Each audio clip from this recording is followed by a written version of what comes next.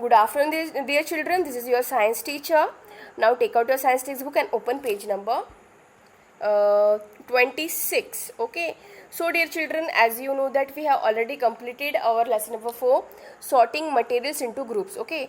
So in today's video we will take a small revision and to remind you this lesson so that you can easily understood the lesson. So let's begin.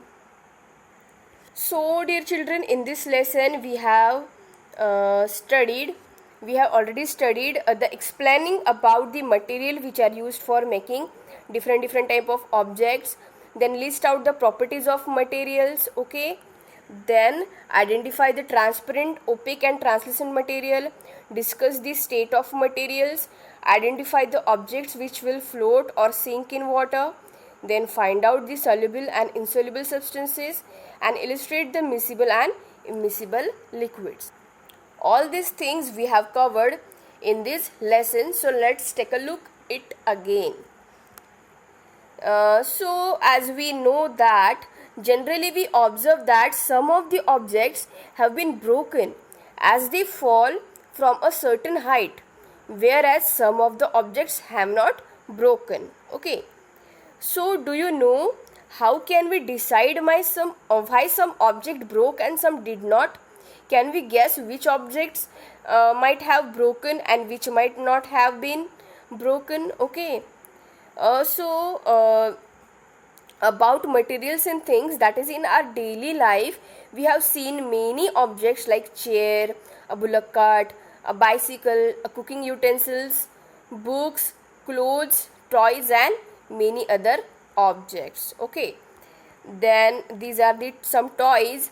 In our daily life we have seen many objects like chair, a bullock cart, bicycle, cooking utensils, books, clothes, toys and many other objects. All these objects are made up of different kinds of materials. Okay, about materials and things, for example, a book is made up of wood, whereas a pen is made up of plastic or metal. Okay, so you can see this wood, we can make the paper, and from the metal we can make the pen. Okay, so in some way we also find that a single material can also be used to make a different object. Okay, just like this, from a single material, that is from a wood, we can make a table and we can make a chair also. Okay, so each object is used for a special purpose, so we need to know about the properties of material, such as the properties of the object, to decide which material should be used for making an objects. Okay, because as you know that we cannot make the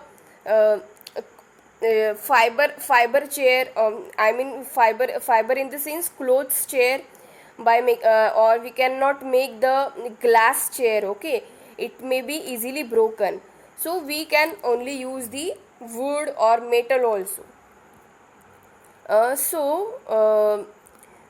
We choose a material to make an object depend on its properties and the purpose for which the object is to be used. Different materials have different properties such as transparency, state of material and solubility. Okay, so first of all, transparency. Generally we are able to see through the things clearly through the clear glass, window, pane out of our homes, in spite of the fact there is a glass between us and outside the world. Instead of that, we can clearly seen through our window. Okay, so those substances or material through which things can be seen are called as the transparent materials. Okay, then similarly we cannot tell what is kept in a closed wooden box, what is kept in a closed wooden box or a cupboard or a metal container by looking through them, because we cannot through within the opaque material. Those substances or materials through which things cannot be seen are called the opaque materials. Because as you know that through the opaque material light cannot be passed, so that's why we are unable to see inside the box. Now see the translucent. Owing to this reason, shopkeeper usually prefer to keep biscuits, sweets and other eatables in transparent containers of glass, so that buyers can easily see the atoms. Sometimes they use translucent material also. Okay, so owing to this you can see easily through this transparent materials. Now we have also seen one activity. The aim of activity is to check the translucent material. So what we have to first of all, sorry for this slide. Okay, take a white paper, look through it towards the lighted bulb. Now take a few drop of oil and spread on the sheet of the paper. Okay, first of all just look at it, then just put the oil over it, and then now look through the bulb. Okay, so what you will observe in the both of the cases, you will observe that we can't see the bulb through the white paper, but in the second case we are able to see the oiled paper. We are able to see through the oiled paper. The materials through which object can be seen but not clearly are known as the translucent material. Okay, so in the same way, butter paper, you can see the muddy water and frosted glass used in the window, smoke and fog are other examples of translucent material. Okay, now let's take a activity on floating and sinking. Okay, I have already explained you what you have taken. We have to just taken a stone, a piece of wax, metal key, plastic ball, leaf, small piece of wood, iron, nail, rupee coin. One by one you have to put it in that water. Okay, then what you will observe? You will observe that the stone, key, iron nail, rupee coin sink in the water, whereas wax, plastic ball, small piece of wood and leaf will float on the surface of the water. Okay, so in this type you can easily understood the concept of floating and sinking.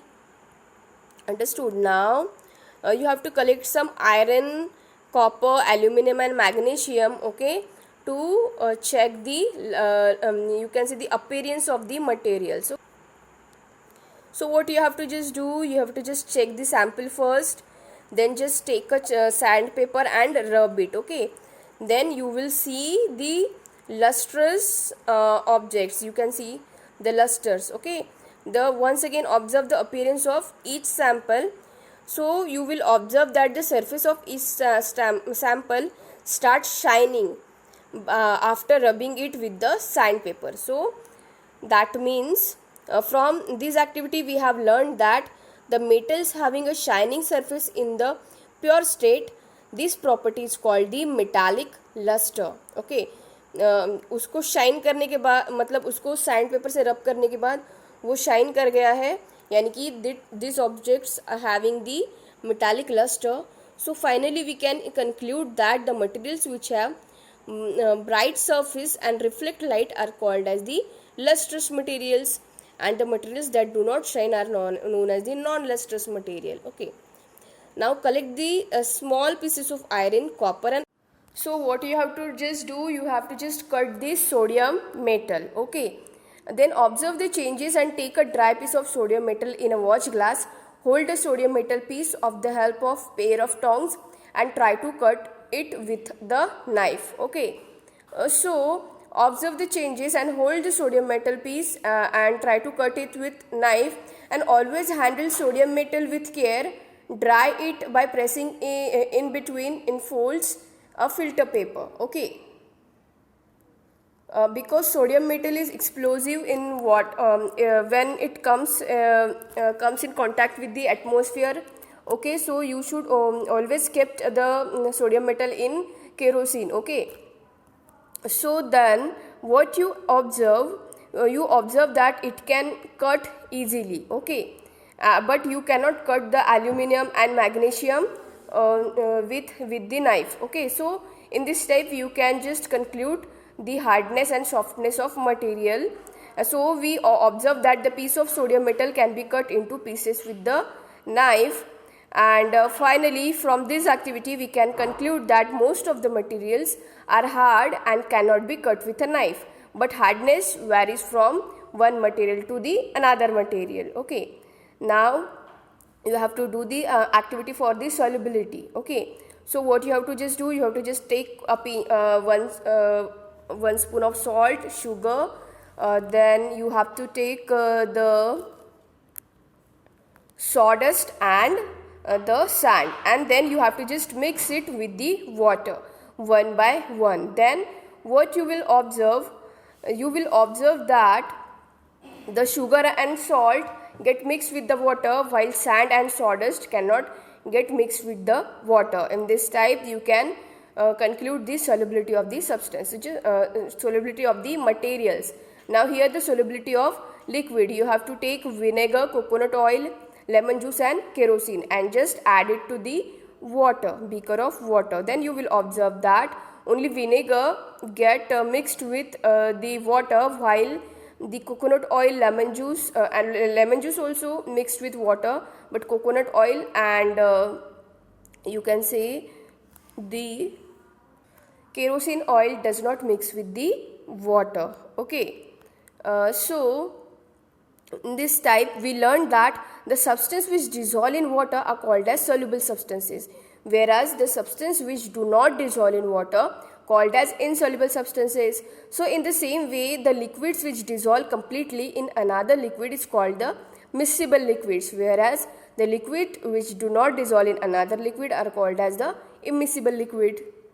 So dear children, in this type this lesson is completed. Okay, I will provide you notes regarding to this lesson. If you still have any problem regarding to this lesson, you can ask me. So till then, it's goodbye from my side. Thank you and have a nice day.